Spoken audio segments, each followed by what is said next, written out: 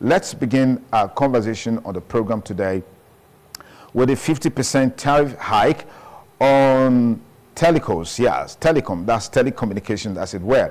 It's been attracting a whole lot of reaction from different stakeholders in recent times. And by the way, I'm Sonny Duke, of course, your host on the program. Let's quickly link up with our first guest on the show from Benin City.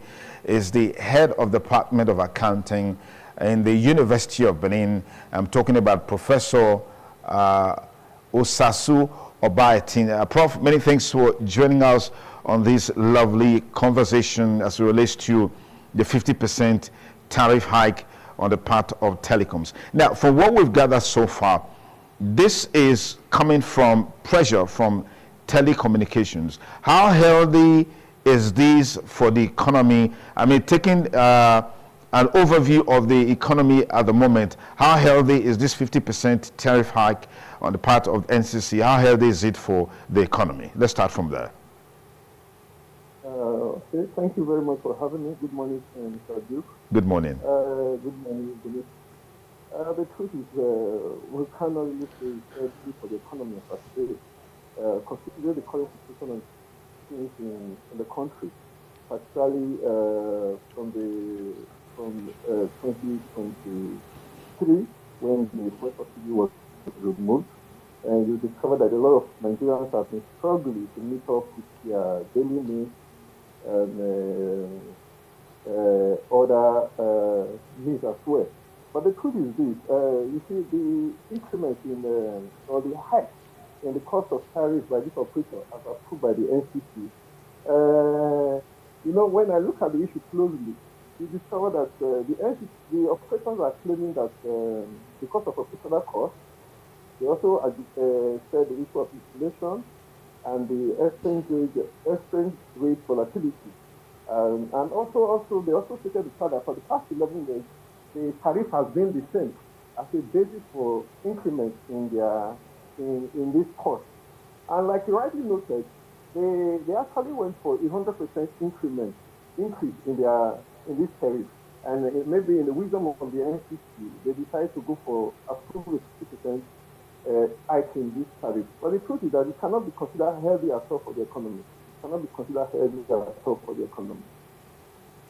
Fantastic. If it's not healthy for economy, in terms of specifics, how do you describe the impact on the key sectors of the economy with this tariff? Because we are seeing that the Nigeria Labour Congress is already reacting and calling on its affiliate unions to reject this tariff hike, calling on Nigerians to reject this tariff hike. But we heard from on the part of the NCC, they are saying that this is the first time in a long time that this is happening. And I'd like to get your take along those lines. Okay. Well, like you said, with regards to the key sector of this economy, for example, the banking sector, if you observe closely, the banking sector, most of their operations are on digital platforms. And we are now more familiar and comfortable using the online platform. And this is a function of the operation of the telecommunication service provider. And when the telecommunication service operators, when their cost increases, therefore means that this cost will also be translated to other key sectors of the economy. For example, which therefore implies that the cost of the banking activity will therefore increase. And like I look at this issue closely. Those that stand to suffer physically are the commoners, the Nigerian public, because at the end of this day, these costs will all be transferred to the users of this service provided by the telecommunications operators. The bank will suffer. The manufacturing sector is not left out. Sure, I look at it as basically it's going to think about a structural effect, a structural kind of inflation, similar to the one of the fuel subsidy removal. Because you discover that if you look at key sector of this economy, we talk about the energy, the fuel and electricity. Then you talk about telecommunications. Because after the removal of fuel subsidy, you discover that most of us say, okay, we started doing our meetings remotely, and you see the use of, okay, or again, this meeting is supposed to be a system meeting. But I'm sure some other factors contributed to us having it as a virtual meeting. So it's going to affect all these key sectors. Their cost is going to increase. And in the long run, this cost is going to be transferred to the Nigerian citizens, and we are the one that will bear the burden. Hence the reaction from these major stakeholders that you are talking about, like the Nigerian Labour Congress. So the cost is obviously going to be transferred to us. The bank will tell you that they want to make profit and they want to maximize shareholders' wealth. So in the course of also kicking off with the operation, you discover that this cost will be transferred to the users of this banking service, the manufacturers, those that buy their products, and in the cost. Mr. Duke, if I must be very fair with you, when I look at this closely, this is an issue the government must be very mindful of. The government must be very mindful of this. Fantastic. Recently, we heard that the banks and other ministry departments and agencies that have been deploying some services of the telecom operators, particularly the USDD from bank transfers and stuff like that, they are owing these telecom operators monies running into maybe millions or even billions of naira. What do you make of this development? Shouldn't the NCC and the government of the day, channel their energy to recover these monies so that the telecom operators can be financially buoyant, and then the burden of these economy will be drastically reduced rather than this tariff hike? Which is the best option, really, in your opinion? Yeah, well, the truth is that the telecommunicators operators are in business to make money, and also, like I said, to maximize the shareholders' wealth. But in the course of doing it, like the banks, they are owing. Yes, if you're in business, you must make profit, and you expect that those that you have rendered service to or sell your items to should pay you. The hike, basically, yes, in as much as it is advisable that they recover their money in order for them to be in business. Because if you discover some of the agitation from some stakeholders, they are complaining of the quality of service being rendered by these service operators. But you discover for you to render a quality and efficient service, it needs money. You have to improve your infrastructure in order to operate at a global best practice like what we advocate for. But the truth is that they must raise money. But another major issue is that this hike, yes, in my personal opinion, I'm not against the hike, but I also just believe that this hike should be systematic rather than the 50% that is being approved by NCC as of today.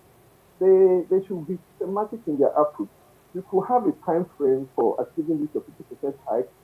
Then you could decide to be gradual. Maybe they can decide to go for a 10% test at the first instance to go for a 10% hike. Then maybe thereafter a time frame will be defined for another adjustment. I think that would be better rather than this a 1 or 50% increment. And also, like I also stated, the banks, like you said, the banks are owing. They are expected to pay off what they are owing, and the telecommunicators need money to operate. This is a very complex situation. In my opinion, it's a very complex situation because if you look at all the parties involved now, they all need money to function efficiently and effectively. So I think, but the truth is this: in my personal opinion, it should be systematic rather than a one-off thing. All right, Prof, on a final note, looking at, the issue of status, it's obvious that the federal government, is going ahead with this tariff hike. What's your take on the best way to reduce the impact of this tariff hike on the ordinary man on the street against the background of some of the comments coming from the Nigerian Labour Congress and its affiliate unions? Okay. Yeah, the truth is this, in my own recommendation. First of all, when you talk about reducing the effect on the common man, it has to be by way of, first of all, a proper stakeholder meeting where this issue will closely be looked at, and the government itself must be fully involved in this issue. Then the approach, because we can't take it away. There must be an increase in tariff. You can't, because you have to see from two dimensions: the position of the public and also that of the operators. The operators are in business and they need to make money and they need to keep the business going. But the approach I will advise is that they should be systematic. Like I said earlier, they can go for a 10% increase less, then thereafter, then depend on the meeting, the stakeholder meeting, and what is agreed upon the time frame, and then you can decide to adjust gradually. I think that should be the only way out. Because whether you like it or not, the effect is coming to us, whether it's at the level of 10%, whether it's at the level of 50%, effect is coming to the public. All right, Professor Sasso Baitin is the head of the Department of Accounting, University of Benin. Prof, many thanks for creating time to be part of this conversation. Thank you so much for joining us. Thank you very much for having me.